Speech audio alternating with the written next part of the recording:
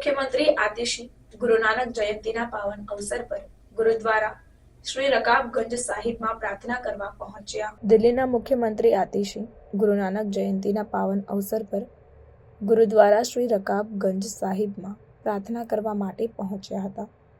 आ पवित्र स्थळे તેમણે મથા ટેકીને ગુરુ નાનક દેવજીને શ્રદ્ધાંજલિ અર્પણ કરી અને શાંતિ અને સુખની પ્રાર્થના કરી।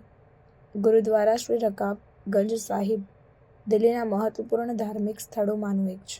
આ ગુરુદ્વારા 1783માં બાંધવામાં આવ્યું હતું અને તે ગુરુ તેગ બહાદુરજીના શહીદી સ્થળ તરીકે ઓળખાય છે।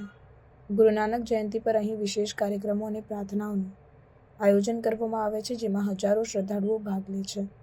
મુખ્યમંત્રી આતિશીએ ગુરુદ્વારા મુલાકાત દરમિયાન જણાવ્યું કે ગુરુ નાનક દેવજીના ઉપદેશો આજે પણ પ્રાસંગિક છે અને તેઓએ સમાજમાં શાંતિ, પ્રેમ અને એકતાનો સંદેશ આપ્યો।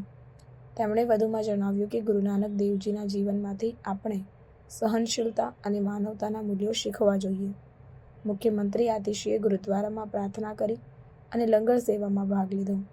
લંગર સેવા એ ગુરુદ્વારાની એક વિશેષ પરંપરા છે, જેમાં દરેક વ્યક્તિને નિઃશુલ્ક ભોજન આપવામાં આવે છે।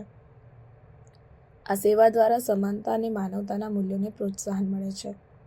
મુખ્યમંત્રી આતિશીની આ મુલાકાત સમાજ માટે એક પ્રેરણારૂપ છે। તેમણે ગુરુ નાનક દેવજીના ઉપદેશોને યાદ કરીને સમાજમાં શાંતિ અને સુખની પ્રાર્થના કરી। આ મુલાકાત દ્વારા તેમણે સમાજમાં ધાર્મિક અને સાંસ્કૃતિક મૂલ્યોને જાળવી રાખવાની મહત્વતા પર ભાર મૂક્યો। મુખ્યમંત્રી આતિશીની ગુરુદ્વારા શ્રી રકાબગંજ સાહિબની મુલાકાતે ગુરુ નાનક જયંતીના પાવન અવસર પર શાંતિ, પ્રેમ અને એકતાનો સંદેશ આપ્યો।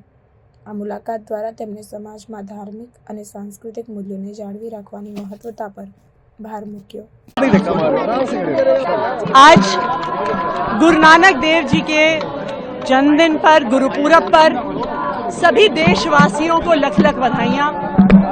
गुरु नानक देव जी सैकड़ों साल पहले इस धरती पर आए, लेकिन सैकड़ों साल पहले जो उन्होंने प्रेम, भाईचारे और बराबरी का संदेश दिया, वो शायद आज के दौर में और भी ज्यादा जरूरी है। गुरु नानक देव जी ने हम सबको बराबरी का रास्ता सिखाया।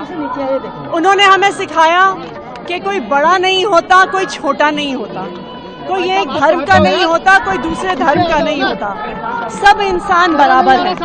और मुझे लगता है कि आज के दौर में अगर हम सब गुरु नानक देव जी के सिखाए हुए रास्ते पर चलें तो भारत को आगे बढ़ने से, दुनिया का सबसे नंबर 1 देश होने से कोई नहीं रोक सकता। वाहेगुरु जी का खालसा, वाहेगुरु जी की फतेह।